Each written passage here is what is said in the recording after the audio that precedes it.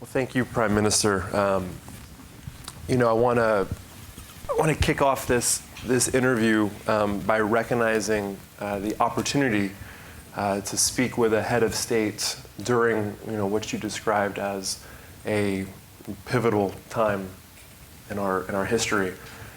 You came into office at a moment where we are experiencing a rapidly evolving new world order. The framework put in place following World War II is changing quickly. I'm curious from your perspective, as you came into office 4 or 5 months ago, what has that experience been, and what has been most surprising?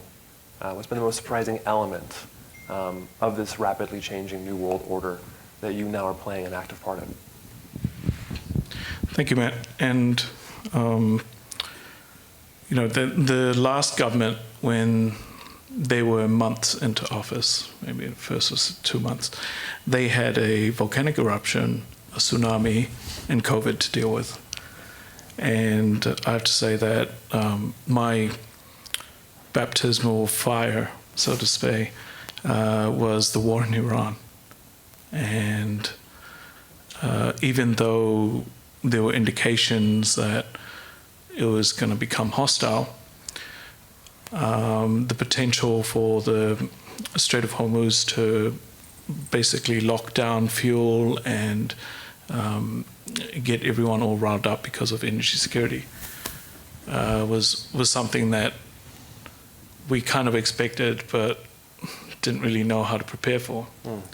And I think ultimately what we're facing now is an opportunity. Yeah. We lean into our fossil fuel addiction, or we use this as an opportunity to decarbonize our energy systems and insulate ourselves from those energy shocks. And I have to say that a lot of the advocates for green power, for solar, for wind, for wave energy, have the upper hand. They can all say, "I told you so." Right. But despite that, Tonga has always had the ambition to decarbonize our energy system. We were one of the first countries to implement the Tonga Energy Roadmap term, which gave us a roadmap to achieve 50% renewable energy by 2020. And now we are under Term Plus, which is an ambition to achieve 70% by 2030 and 100% by 2035. And we are so far at 18%, but I'm very happy that we have a lot in the pipeline, including geothermal. And Tonga is exploring some of the latest technology for deep sea geothermal. As I speak, there are studies being conducted in our oceans right now, and hopefully that would help us achieve baseload power to replace our diesel generation. So let's talk about that, from ambition to implementation. Before you were Prime Minister, you served as Speaker of Parliament for 13 plus years. So you're not new to leadership. This has been, you've played an active role in Tonga's government for nearly a decade and a half. We've been talking about this since the first Island Resilience Summit. Small island developing states pay some of the highest energy rates in the world. It's imported diesel, and the grids are largely centralized and vulnerable to climate crisis and natural disasters. Everyone talks about the future of energy is clean, it's renewable, it's distributed. Given the cost of energy for island nations, the opportunity of structuring power purchase agreements to bring down the cost seems like these are enormous opportunities for win-win-wins to transform small island developing state energy infrastructure. Why doesn't it happen? From your perspective, like over the last since that first plan, that Tonga's energy plan of achieving 50%, what have been the roadblocks that have prevented government from working with the private sector to achieve the ambition where there's clearly political will? Why? It's capacity. So it speaks to the smallness of our country. So to put everything into context, we are 100,000 people. Yeah. The largest employer in the country is the government, and a lot of this is a lot more complicated than people realize. It's easy to say let's convert to 100% renewable energy, but it's a different thing to implement it. And we've suffered from a lack of coordination because it wasn't until recently that we passed an energy bill, consolidated the regulators under one authority. So now we have the Tonga Energy Commission, which isn't just the regulator for electricity and the distribution of power in Tonga, but also the regulator for all energy. So oil, gas is also under the same regulator. And this is where the nuance in regulation can become an obstacle, because either we lean into energy security by increasing our storage for oil and gas, or we go straight into renewables. We can do halfway, but as long as there's that conflict, we'll always find obstacles along the way in terms of implementing the target. So it's a coordination issue, and one due to capacity, and something that I'm hoping to overcome in the coming months through some directives and some reshuffling. But apart from that, it's been very difficult for us to find investment. Okay. And the reason being... Foreign investment? Foreign investment because of our smallness. Yeah. A lot of the investors come in at 100 million. Yep. Some of the projects that we need to unlock are under that. So it's difficult. And I think as small islands, we need to pool some of the ask so we can get some of that economies and also be able to access some of the larger funds. What about blended finance? I mean, increasingly foundations, philanthropists are looking at how best to deploy their resources in ways that can achieve the kind of global impact that many, strive for. Has that been a part of mix of figuring out how philanthropy in partnership with private capital can drive that? Philanthropy has largely assisted us with the regulation, not really the commercial side.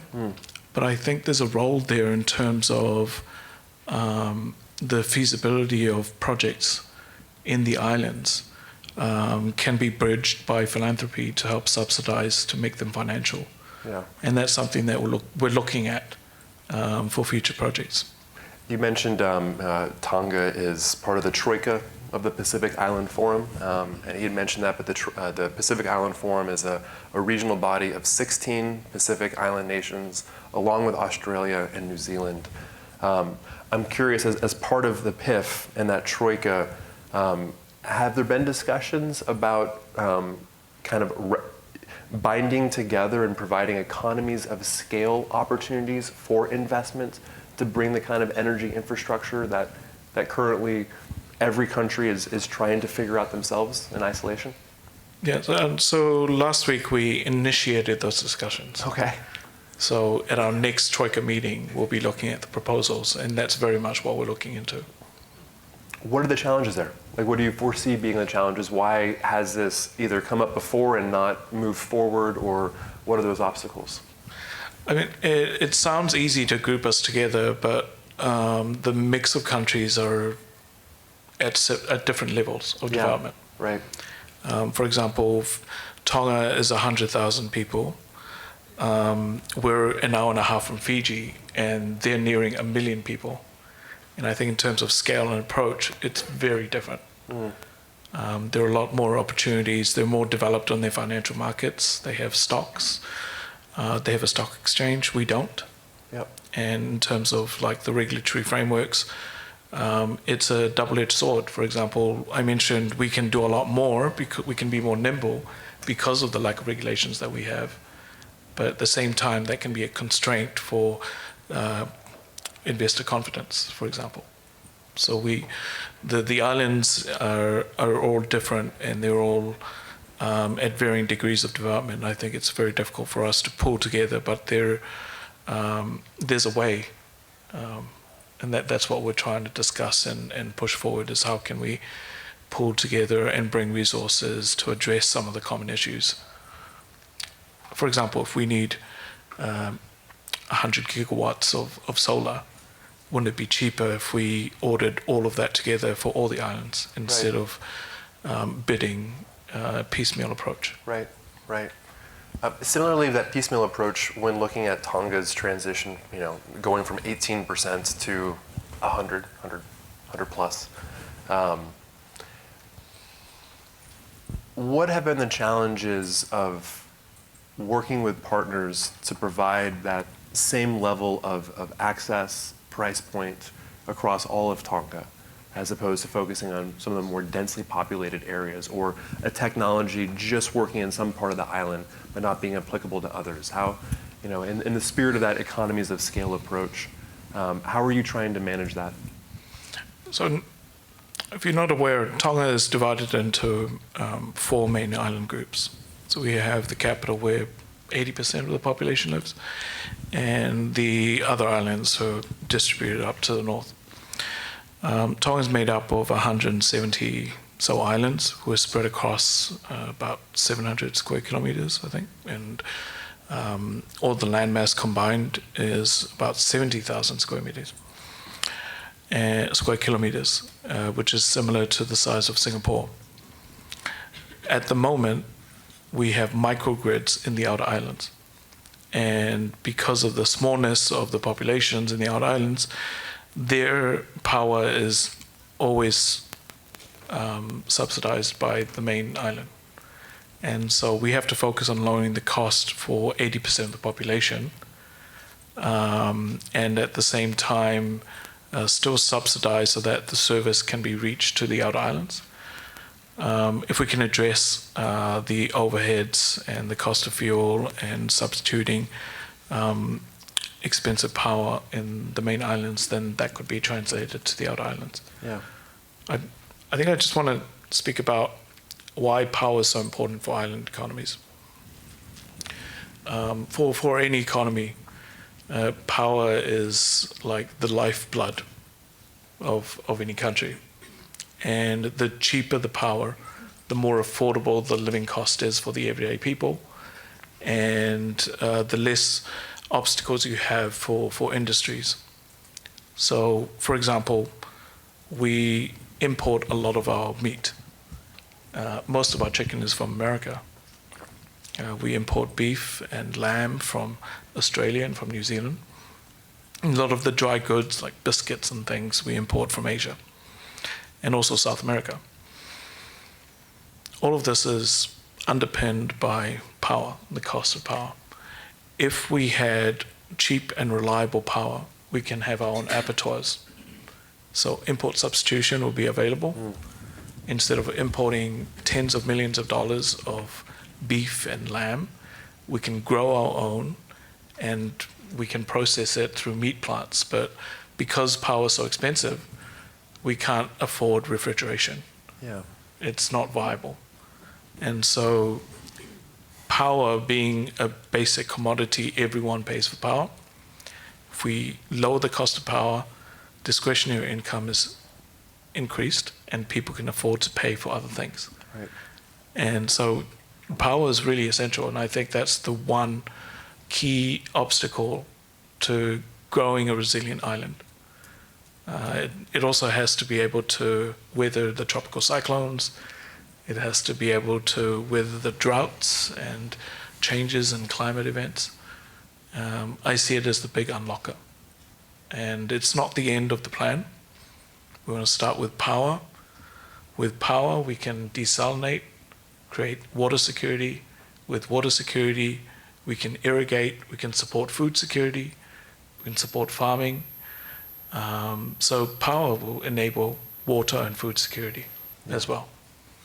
And leaning towards import substitution and creating less dependence by creating a more sovereign country, we can use the same power and the same water enabled by desalination to create hydrogen. And hydrogen is transportable. We can export power. We can become a net exporter. There are markets available where hydrogen is a very lucrative product, and that's something that they're doing in New Zealand, for example. There's a Japanese company in New Zealand using geothermal power, which is completely green, to make hydrogen, not for the grid in New Zealand, but to export back to Japan. Right. Tonga is closer to Japan than New Zealand. Yeah. And the only thing stopping us from doing that is creating geothermal power and water through hydrolysis to make hydrogen. So there's a whole new green economy that we can build around that, because with hydrogen, they can power ships, fishing vessels, Yep. domestic transportation. You know, we can have electric vehicles and electric planes and things like that, all complementing the blue and green economy that we're aspiring to create in the islands. And that's true resiliency. But for me, the one thing that we need to unlock that is green power. I want to, Prime Minister, I want to conclude this with bringing this home. Actually, this home. You, of course, you are Tongan. I am Texan. But in the house, we actually have quite a few Texas Tongans. I'm curious from your journey coming to Dallas over these past 3 years, 3 visits you've had. What has been that experience for you, traveling out to Euless, Texas, where there is one of the largest Tongan diasporas here in the United States? What has that been like? It's been very encouraging and quite inspiring to see our people be so resilient, so far away from home, setting up their own communities, making a mark for themselves, integrated with the local community. They obviously work for a lot of airlines, which is why they're domiciled near the airport, and that's just the low-hanging fruit for our population when they moved to America. And a lot of it is so that we can transport ourselves using the buddy passes and things, and have access to the transportation network that's available in the country. We're very much a connected people. We're very proud. I notice there's a lot of Tongan flags in here. We do not forget who we are. And regardless of where Tongans are around the world, we know who we are and we stay together. And I think that's the social safeguard that we have anywhere we go. Yeah. We will always fall back on our familial connections and never forget who we are and where we're from. And it makes me very proud to see the Tongan community so strong, so integrated, and a part of the prosperous nation of the United States. It's very inspiring. And I just hope that the experience and the expertise and the upskilling that they learn will someday translate back to Tonga. Yeah. Soon.